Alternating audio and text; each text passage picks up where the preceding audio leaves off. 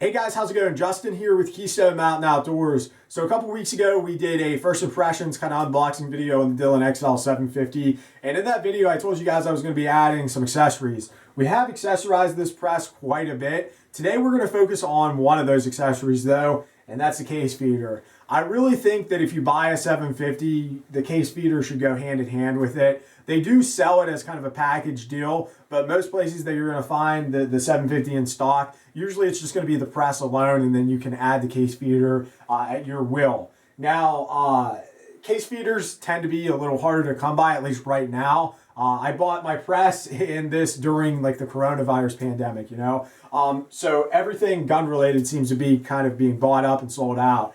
So it was a little hard to get my hands on a case feeder, but I was able to get one from Graf & Sons. It came with the small pistol insert that I need to load 9mm, which is predominantly what I'm loading on this at this particular moment in time.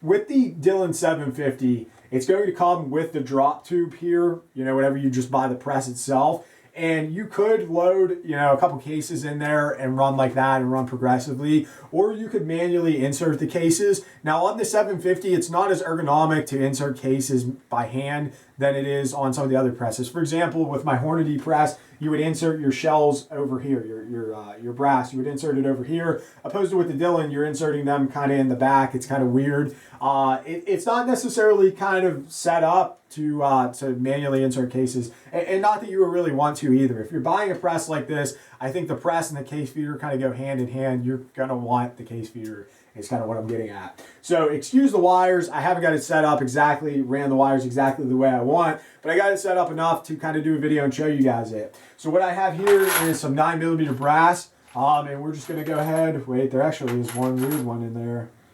Yeah, there was a 40. Oh, not that one. But I'm gonna go ahead and dump some of this brass in here, and then we'll go ahead and we'll turn this case feeder on, and you guys can see how it runs. Now I do have it on one of the faster settings, but what's cool about this case feeder is you could slow it down.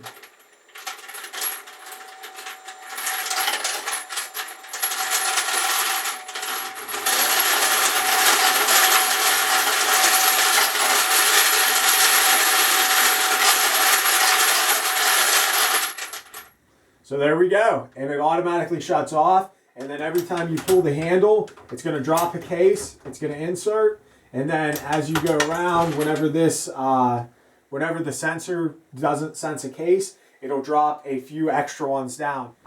So once you get the press all run up, basically what you're going to do is I do a powder check to look in there and insert a bullet, and then I always check look at my powder cop die, and then just keep going. You can really, really pump out some ammunition on this press with the case feeder.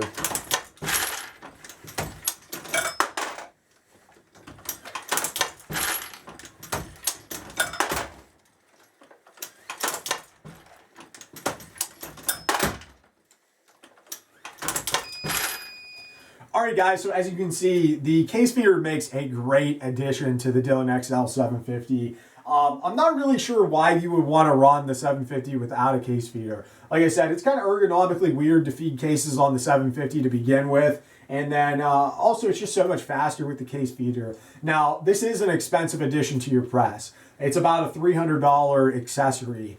But really, I think that the case feeder and the press should kind of go hand in hand, especially with this 750 press. The way it's set up, the way it's kind of designed, you're going to want the case feeder. And while it is a lot of money, it's going to increase your production quite a bit. Because think about it, instead of grabbing a piece of brass and inserting it, and grabbing a bullet and inserting it, all you have to worry about is making sure that your powder's good with a powder check station, and I like to visually look in there, and then inserting your bullet and going on with your operation. It just makes it so much easier. It's one less thing that you have to worry about. You could add a bullet feeder. Dillon doesn't sell a bullet feeder, but there is one made by Double Alpha. They have the Mr. Bullet feeder. That's very popular for these as well. I'm not going to add that right at this particular moment in time, but maybe down the line I will get a Mr. Bullet feeder. I personally am a fan of just manually inserting my bullet because I kind of get in the habit of looking in the case whenever I insert the bullet. So if I had a bullet feeder,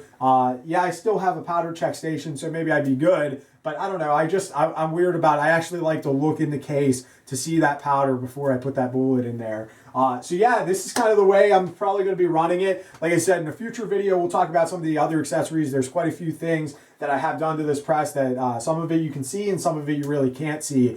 So we'll talk about that in a future video. But guys, thanks for watching the video. As always, remember to train hard, shoot fast, and most importantly, be safe. God bless.